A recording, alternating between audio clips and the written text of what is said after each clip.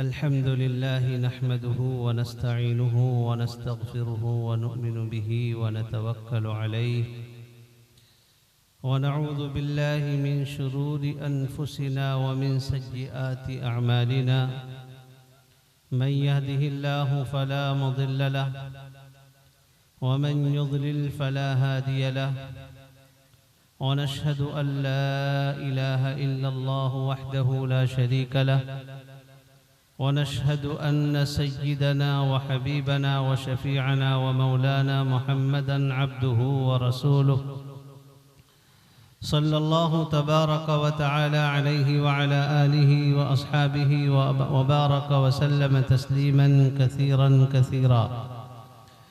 أما بعد فأعوذ بالله من الشيطان الرجيم. بسم الله الرحمن الرحيم. يا أيها الرسل كلوا من الطيبات واعملوا صالحا. صدق الله ومولانا العلي العظيم. وعن أبي هريرة رضي الله تعالى عنه أنه قال قال رسول الله صلى الله عليه وسلم من يأخذ عني هؤلاء الكلمات فيعمل بهن أو يعلم من يعمل بهن فقلت أنا يا رسول الله. قال فأخذ بيدي فعد خمسا اتق محارم الله تكن أعبد الناس أو كما قال صلى الله تعالى عليه وسلم. يا رب صل وسلم دائما أبدا على حبيبك خير الخلق كلهم. लाइक़ सद एहतराम स्टेज पर रौनक अफरोज़ इस ज़िले की बहुत ही अजीम शख्सियत, आज के इस अजीमुश्शान जलसे सीरतुन्नबी व आज़मत सहाबा के सदर मोहतरम हाफिज़ सईद अख्तर साहब दामत बरकातुहु और हज़रत मौलाना डॉक्टर अब्दुल हन्नान साहब, हज़रत मौलाना मोहम्मद सरवर साहब कासमी दामत बरकातुहु, दीगर बहुत सारे मुअक्कर उलमाए किराम, बुज़ुर्गों और नौजवान भाइयों, बाइज़्ज़त माओ और बहनों, अल्लाह तबारक व तआला ने सबसे पहले इंसान सैयदना आदम अलैहिस्सलातु वस्सलाम को जन्नत के अंदर रखा और फिर अल्लाह तबारक व तआला ने अपनी कुदरत से और अपने फ़ैसले के मुताबिक हज़रत आदम अलैहिस्सलातु वस्सलाम को और उनकी ज़ुर्रियत को दुनिया के अंदर उतारा। अब दुनिया में औलाद आदम अपने मंजिल मकसूद से भटक न जाए, इसलिए अल्लाह तबारक व तआला ने बेशुमार पैगंबरों को यके बाद दीगरे दुनिया में भेजा। पैगंबरान इस्लाम अलैहिमुस्सलातु वस्सलाम तशरीफ़ लाते रहे, लोगों की सही रहनुमाई फरमाते रहे। सबसे आखिर में जनाब मुहम्मदुर रसूलुल्लाह सल्लल्लाहु ताला अलैहि वसल्लम की तशरीफ़ आवरी हुई। आप अलैहिस्सलातु वस्सलाम की आमद पर नबियों का सिलसिला मुनक़ता हो गया। हुज़ूर अकरम सल्लल्लाहु ताला अलैहि वसल्लम तशरीफ़ लाए, अब किसी पैगंबर की कोई ज़रूरत बाकी नहीं रही। जैसे दिन का आगाज़ सूरज गुरूब होने के बाद से होता है और फिर शुरू में रात होती है, उसके बाद सुबह होती है, फिर सूरज गुरूब हो जाता है। सूरज गुरूब होने के बाद अगले दिन की शुरुआत हो जाती है। तो जब रात का आगाज होता है उस वक्त सितारे निकलते हैं, चांद नजर आता है। चांद और सितारे उस वक्त तक नजर आते रहते हैं जब तक सूरज अपना चेहरा नकाब में रखता है। सूरज जैसे ही अपना चेहरा दिखाता है, सितारे भी गायब हो जाते हैं और चांद भी छुप जाता है। अब चांद छुप गया, सितारे छुप गए, इसका ये मतलब नहीं है कि अकेले सूरज की वजह से हजारों लाखों की तादाद में सितारे जो आसमानों पर जगमगा रहे थे, उनकी रोशनी से दुनिया के लोग फैज़याब हो रहे थे। अब रोशनी कम पड़ गई, ऐसा नहीं है, बल्कि अकेले सूरज ने पूरी दुनिया को इस तरह मुनव्वर कर दिया, इस तरह रोशन कर दिया कि अब न तो चांद की ज़रूरत है, न तो सितारों की ज़रूरत है, न तो ट्यूबलाइट की ज़रूरत है। अब किसी रोशनी का इंतज़ाम करने की कोई ज़रूरत नहीं। बिल्कुल इसी तरह हुजूर अकरम सल्लल्लाहु ताला अलैहि वसल्लम से पहले पैगंबर आते रहे, दुनिया को रोशनी की ज़रूरत थी। हुजूर अकरम सल्लल्लाहु अलैहि वसल्लम नबूवत के आफताब बनकर तशरीफ़ लाए। आपकी नबूवत सूरज की तरह है। हुजूर अकरम सल्लल्लाहु अलैहि वसल्लम की आमद के बाद अब न ईसा अलैहिस्सलाम की ज़रूरत है दुनिया को, न मूसा अलैहिस्सलाम की ज़रूरत है दुनिया को, न इब्राहीम अलैहिस्सलाम की ज़रूरत है, न लूत अलैहिस्सलाम की ज़रूरत है। अब किसी पैगंबर की दुनिया को ज़रूरत नहीं। हज़रत मोहम्मद सल्लल्लाहु अलैहि वसल्लम तशरीफ़ लाए।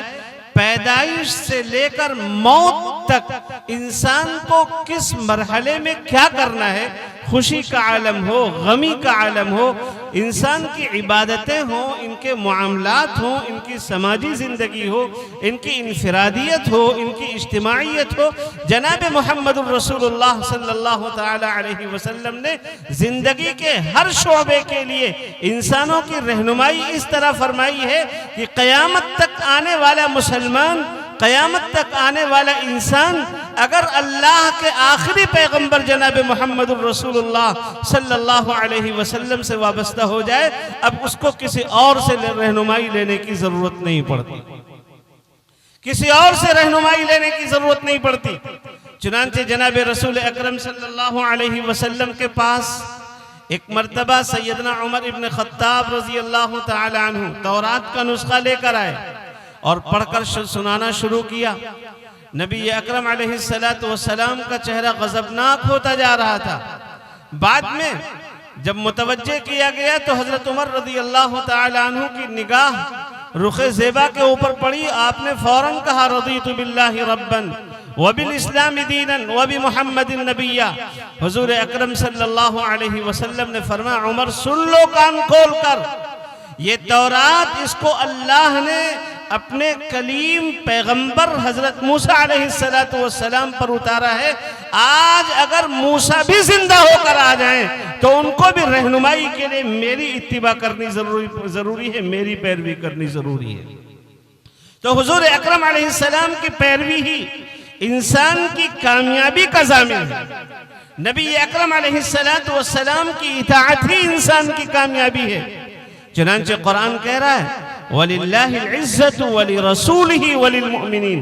इज्जत अल्लाह के वास्ते है, इज्जत रसूलुल्लाह के वास्ते है, और इज्जत अल्लाह ने ईमान वालों के लिए बनाई है। अब आप एक सवाल करें कि साहब ईमान वालों के लिए जब इज्जत है तो आज दुनिया के अंदर ईमान वाले जलील क्यों हैं? ईमान वाले क्यों जिल्लत ख़ारी का शिकार हैं? मेरे भाइयों, इसलिए कि ईमान वालों ने अल्लाह और उसके आखिरी पैगंबर जनाब मुहम्मदुर रसूलुल्लाह सल्लल्लाहु अलैहि वसल्लम की तालीमात को इज्जत देना छोड़ दिया है। आज ईमान वाले का ज़मीर गंदा हो चुका है। आज जरूरत है कि इंसान अपने दिल को, अपनी निगाहों को, अपने ख्यालात को, अपनी सोचो फिक्र को, अपने कारोबार को हर गुनाह से पाक करे और फिर अल्लाह और उसके पैगंबर से वाबस्ता हो जाए। इज्जत आज भी मुसलमानों के लिए है। कपड़ा जब गंदा हो जाता है तो खुशबू लगाने से पहले क्या किया जाता है? उसमें साबुन लगाया जाता है ताकि उसको धुला जाए, गंदगी साफ की जाए। एक बुजुर्ग से एक बार सवाल किया गया, हजरत हम इस्तिग़फ़ार भी पढ़ते हैं, दुरूद शरीफ भी पढ़ते हैं, तो दुरूद शरीफ पहले पढ़ा करें या इस्तिग़फ़ार पहले पढ़ा करें? तो हजरत ने मिसाल देकर फरमाया कि जब कपड़ा गंदा हो जाता है तो पहले खुशबू लगाते हो या पहले उस गंदगी को साफ करते हो? उन्होंने कहा पहले गंदगी को साफ करते हैं। हजरत ने फरमाया बिल्कुल इसी तरह पहले इस्तिग़फ़ार करके अपने दिल को और अपने जिस्म को, अपने वजूद को गुनाहों से पाक साफ करो, फिर दुरूद शरीफ जब पढ़ोगे तो उसके अनवार से, उसके बरक़ात से तुम्हारा कल्ब मुनव्वर होगा। तुम्हारे दिल में जनाब मुहम्मदुर रसूलुल्लाह सल्लल्लाहु तआला ताला अलैहि वसल्लम का इश्क और आपकी सच्ची मोहब्बत पैदा होगी। आज हम कितने गुनाहों में मुलव्विस हैं। आज हमारी इबादतें भी गुनाहों का शिकार हो रही हैं। आज हमारी शादी ब्याह भी गुनाहों का शिकार हो रही है। और मुआमलात अल अमान अल हफीज, मुआमलात के बारे में तो हमारा जहन ये बन गया है, हमारे ख्यालात ये बन गए हैं कि जैसे दीगर कौमें मुआमलात के सिलसिले में आज़ाद हैं, इसी तरह मुसलमान भी आज़ाद है। जिस तरह चाहे मुआमला करे, जिस तरह चाहे मुआमला करे, अल्लाह के यहाँ कोई गिरफ्त होने वाली नहीं। ऐसा नहीं है मेरे भाइयों। अल्लाह तबारक व तआला ने अपने पैगंबरों को मुखातब करके कहा है, और जाहिर सी बात है पैगंबर जिसको बनना होता है या जो पैगंबर बन जाता है, दूसरे लफ्जों में कह लीजिए पैगंबर अलैहिस्सलातु वस्सलाम से पहले भी जितने पैगंबर आए हैं और सबसे आखिर में जनाब मुहम्मदुर रसूलुल्लाह सल्लल्लाहु अलैहि वसल्लम तशरीफ लाए हैं। कोई भी नबी, कोई भी रसूल, कोई भी पैगंबर बचपन से लेकर अपनी जिंदगी की आखिरी सांस तक मासूम होता है। उससे कभी कोई गुनाह सरजद नहीं होता। वो कभी हराम क्या मुश्तबह माल अपने हलक के अंदर नहीं रखता। मुश्तबह माल का एक रेशा उसके पेट के अंदर नहीं जाता। इसके बावजूद अल्लाह तबारक व तआला ने पैगंबरों को मुखातब किया है, इसलिए कि पैगंबरों के जरिए अल्लाह ईमान वालों से मुखातब है, कयामत तक आने वाली इंसानियत से मुखातब है। जब पैगंबरों को इतनी ताकीद के साथ हुक्म दिया जा रहा है तो ईमान वालों तुम सब कान खोल कर सुनो और अपने दिल की डायरी में इस बात को नोट कर लो कि तुम्हारे पेट के अंदर, तुम्हारे हलक के अंदर हलाल और पाकीज़ा और तय्यब माल के सिवा किसी किस्म का कोई माल न जाने पाए। हराम ग़िज़ाएं जाती हैं। आज जो हालात है मुसलमानों पर, हमारे यहाँ भी कुनूत नाज़िला पढ़ी जाती है, बल्कि पूरे मुल्क के अंदर दुआएं होती हैं, बद्दुआएं होती। इनके असरात क्यों नहीं होते? सुनो जनाब रसूल अकरम सल्लल्लाहु ताला अलैहि वसल्लम से। हज़रत सल्लल्लाहु अलैहि वसल्लम का इरशाद है, एक शख्स लंबे सफ़र पर है। जाहिर सी बात है लंबे सफ़र पर दुआएं कबूल होती हैं। लंबे सफ़र पर है और हालत बड़ी परागंदा है, बाल बिखरे हुए, कपड़े धूल से अटे हुए, और वो परेशानी के आलम में है, इज़्तिरार के आलम में है, और अल्लाह ताला को बड़े आजिज़ाना तौर पर पुकार कर कह रहा है या रब्बी या रब्बी या रब्बी। लेकिन आका फरमाते मतअमुहु हराम व मशरबुहु हराम व गुज़िया बिल हराम। आका फरमाते हैं कि उसके पेट के अंदर जो ग़िज़ा जा रही है वो हराम की जा रही है। उसके पेट के अंदर जो पानी पहुंच रहा है वो हराम का पानी पहुंच रहा है। उसके जिस्म के ऊपर जो लिबास है वो हराम का लिबास है। नबी अकरम अलैहिस्सलातु वस्सलाम फरमाते हैं फ़अन्ना युस्तजाबु लिज़ालिक, ऐसे शख्स की दुआ अल्लाह कैसे कबूल कर सकता है जिसके पेट के अंदर हराम ग़िज़ा चली जाए। अल्लाह की तरफ से ऐसे शख्स की दुआ कबूल नहीं होती। जो जिस्म हराम ग़िज़ा से परवरिश पाता है, अल्लाह तबारक व तआला ने जन्नत को उसके ऊपर हराम कर दिया है और जहन्नम को उसके लिए वाजिब कर दिया है। आज हमारे मुआशरे में हराम के मुख्तलिफ तरीक़े राइज हैं जिन्हें हम हराम समझते ही नहीं। बहुत से हराम ऐसे हैं, बहुत से गुनाह ऐसे हैं जिनको गुनाह समझा जाता है। जिनको गुनाह समझते हैं उनसे तौबा की तौफीक हो जाती है, और जिनको गुनाह नहीं समझते उनसे तौबा की तौफीक भी नहीं होती। मैं चंद मिसालें दे रहा हूं 2-3 मिनट में। एक गुनाह है, एक हराम तरीका है खेत और जमीन को गिरवी लेने का। खेत और जमीन को गिरवी लेने का जो तरीका है, शरीयत का हुक्म है रहन के तौर पर जो सामान लिया जाता है वो अमानत है। उसके अंदर किसी किस्म का तसर्रुफ करना और उससे फायदा उठाना जायज नहीं है। और आज हमारे मुआशरे में क्या होता है, हमने किसी को 50,000 1 लाख रुपए दे दिए, बेचारा वैसे पहले से गरीब है और गुर्बत की वजह से उसको पैसों की जरूरत है। हमने उसको 1,50,000 दे दिए और फिर उसकी जो जमीन थी, उसकी जो प्रॉपर्टी थी, उस पर हमने कब्जा कर लिया।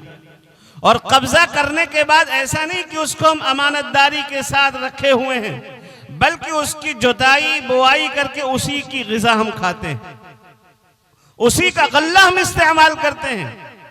वही गल्ला, वही अनाज हमारे घर के अंदर आता है, उसी गल्ले से हमारा पेट भरता है, हमारे बच्चों का पेट भरता है, उसी गल्ले से हम दुनिया के अंदर मौज मस्तियां कर रहे हैं।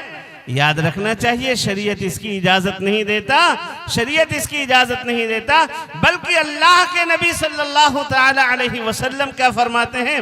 फरमाते हैं कर्जुन जर्रा नफअन फहुवा रिबा। वो कर्ज जो नफा लेकर के लौटे वो रिबा है, सूद है। हमने कर्ज दिया है किसी को 1 लाख या 50,000 और फिर उसकी प्रॉपर्टी से हम फायदा भी उठा रहे हैं, अल्लाह की नजर में, अल्लाह के रसूल की नजर में वो सूद है।